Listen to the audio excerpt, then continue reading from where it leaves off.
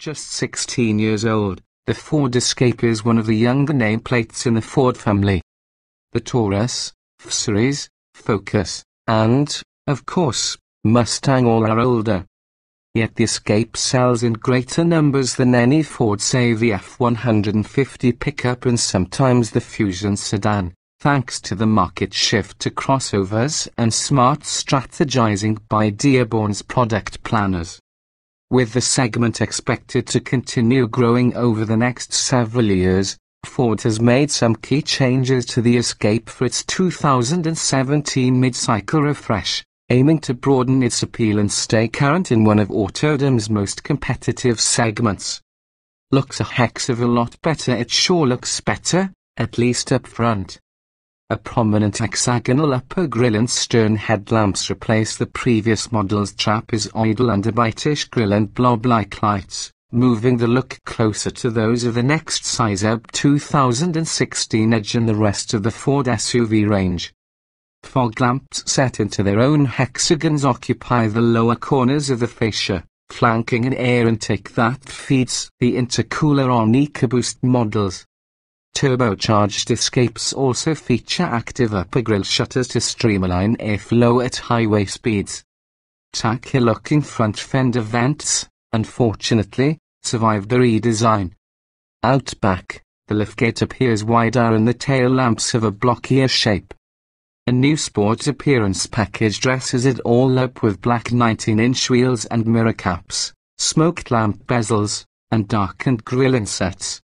Inside, the package includes more supportive seats upholstered in cloth and leather with white stitching.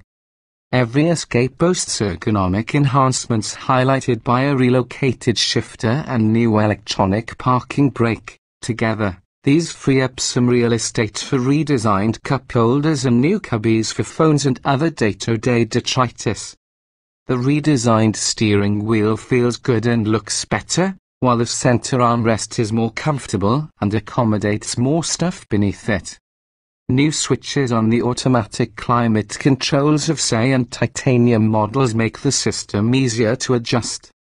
Perhaps best of all, the latest Sync 3 infotainment system, which debuted for 2016, offers a vastly more sensible, intuitive, and quick-reacting interface, including a pink-to-zoom map feature on the 8.0-inch touchscreen and improved voice recognition.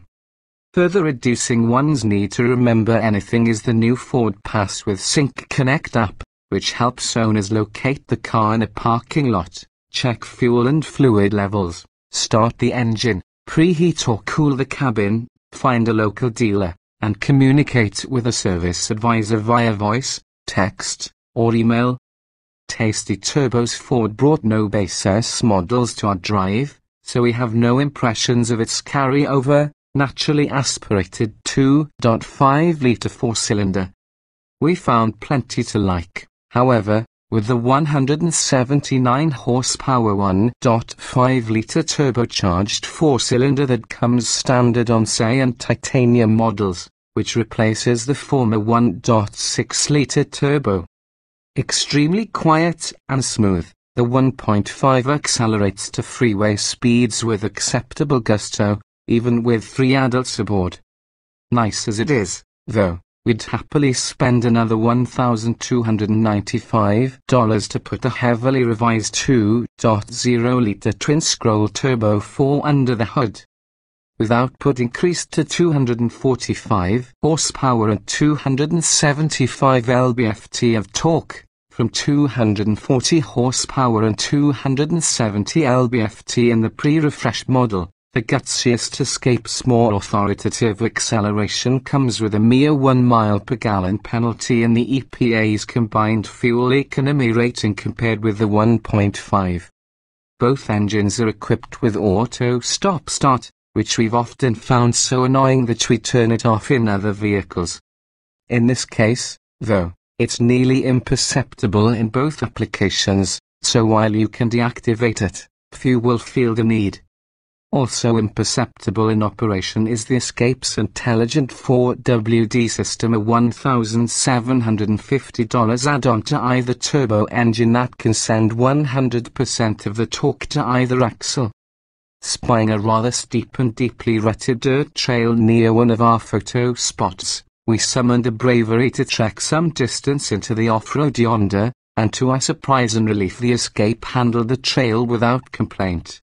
That's probably farther off-road than most crossovers ever venture, but the ability is there for those who've ticked the right option box. Tidy in the twisties, but don't get crazy back on twisty to-land roads. Each Escape model we drove turned with precision and predictability, but the steering felt unnaturally rubbery the more we turned the wheel, as if it were being self-centered by a Bowflex. While preferable to steering systems you can turn with one finger that deliver no feedback, this constant, spring-like pressure discouraged enthusiastic driving.